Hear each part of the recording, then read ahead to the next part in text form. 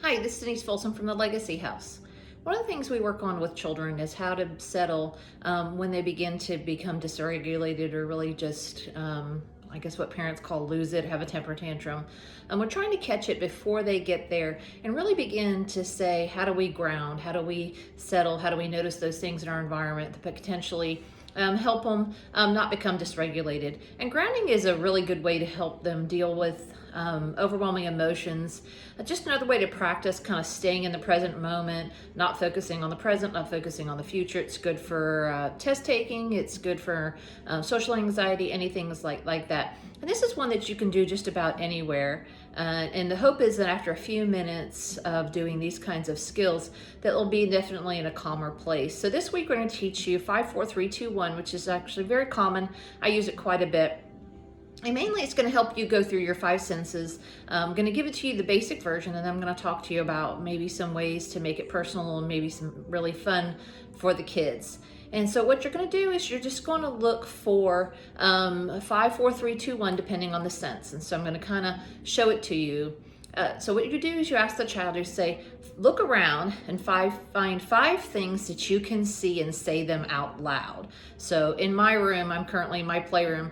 I can see the easel, I can see a stuffed animal, I can see the door, I can see the table, and I can see my phone. The next one would be 4. Pay attention to your body and notice 4 things that you can feel and say them out loud. So you're just going to pay attention to right now. I can feel my hair. I can feel the glasses on my face. I can feel the air touching my body. I can feel my feet in my shoes, those kinds of things.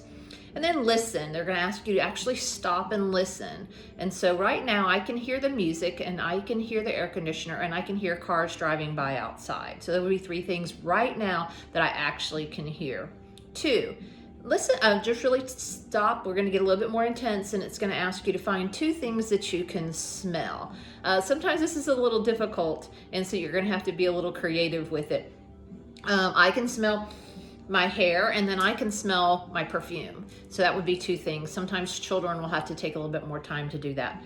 And then 1 thing you can taste. And so for me, I can taste my mouthwash from this morning.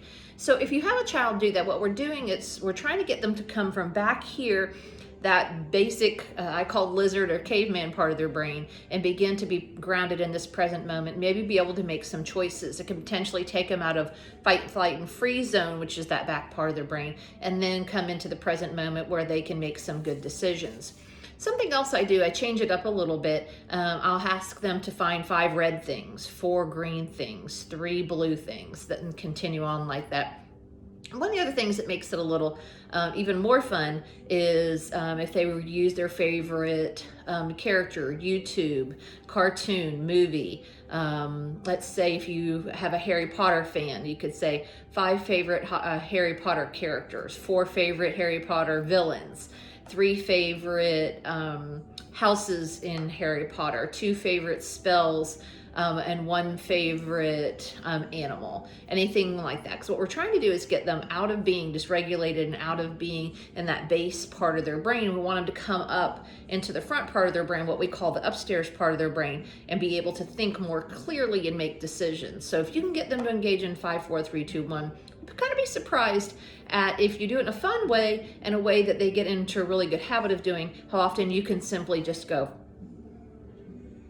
and then they can develop really cool and interesting ways to change up 5, 4, 3, 2, 1. So I hope that helps, and I hope that explains kind of our coping skill of the week. Thank you.